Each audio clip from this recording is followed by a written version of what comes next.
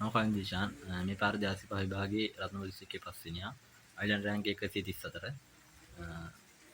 මම කම්බයින්ඩ් මැක්ස් වල පන්ති ගියේ දීප්සගේ දීප්සගේ තියරි පන්තියටයි පේපර් කාස් එකට යන දෙකටම සම්බන්ධ වුණා දීප්සගේ තියරි පන්තිය ගැන කිව්වොත් එimhe ඉස්සෙල්ලාම දීප්සගේ තියරි පන්තිය දී ඔයාලට හැම පාඩමකම තියෙන වැදගත් තියරි කරුණු ඔක්කොම වගේ පර්ෆෙක්ට් කියලා දෙනවා වෙන තියරි ගන්න තියෙන්නේ පර්ෆෙක්ට් කියලා දෙනවා ඒ වගේම ඔයාලට ටියුට් වල තියෙනනේ සර් දැන් ටියුට් වල තියෙන හැම ගානක් මගේ සර්ත් එක හදන්න පුළුවන් හරිද එතකොට ඔයාලට ඒ පාඩමේ තියෙන හැම පොයින්ට් එකම ඔලුවට දාගන්න පුළුවන් සර්ගේ පේපර් කාස් එක ගත්තොත් එම වෙන පේපර් කාස් වගේ නෙමෙයි සර්ගේ පේපර් කාස් එක වේලාසනෙම පටන් ගන්නවා ඒ කියන්නේ ඔයාලට ගොඩක් පේපර් ලියන්න පුළුවන් අපිට ගත්තොත් එම අපිට ෆුල් පේපර් 50ක් වගේ විභාග ලඟනකොට අපි ලියලා තියෙනවා ඉතින් මේ පේපර් වල ගණන් සාමාන්‍යයෙන් සැලකුණු මට්ටමක හොඳ තත්ත්වයක තියෙනවා කියන්නේ ඒ ලෙවල් වලට පොඩ්ඩක් අමාරු ප්‍රශ්න තමයි ඉස්සරගේ පේපර් වල තියෙන්නේ. ඒ ප්‍රශ්න කරලා ඊට පස්සේ ඔයාලට ඒ ලෙවල් වල තියෙන ප්‍රශ්න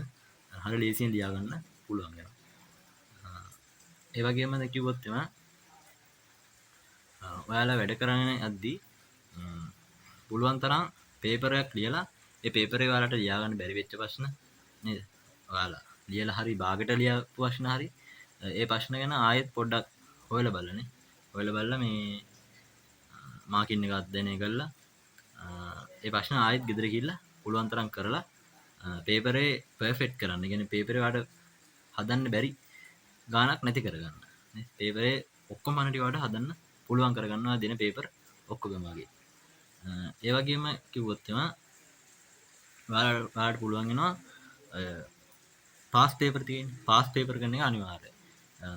ඔයාලා පේපර්ස්ගේ පේපර් කාස් එකේ පේපර් කරනවා වගේම ඔයාලා පේපර් මේ පාස් පේපර් හරියටම කරන්න ඕනේ.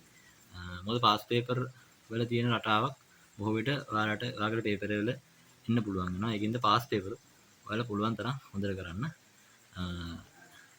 ඊට සර්ගේ පේපර් කාස් එකේ තියෙන පේපර් කරලා ඒ පේපර් එක කරාට පස්සේ ඔයගොල්ලන්ට තේරෙයි එල පේපරේ ඇති දෙයක් නැහැ කියලා. ඒකින්ද සර්ගේ පේපර් වල හැම පේපරෙම වගේ මග නොහැර ලියන්න කියලා තමයි ඔයාලට කියන්න තියෙන්නේ.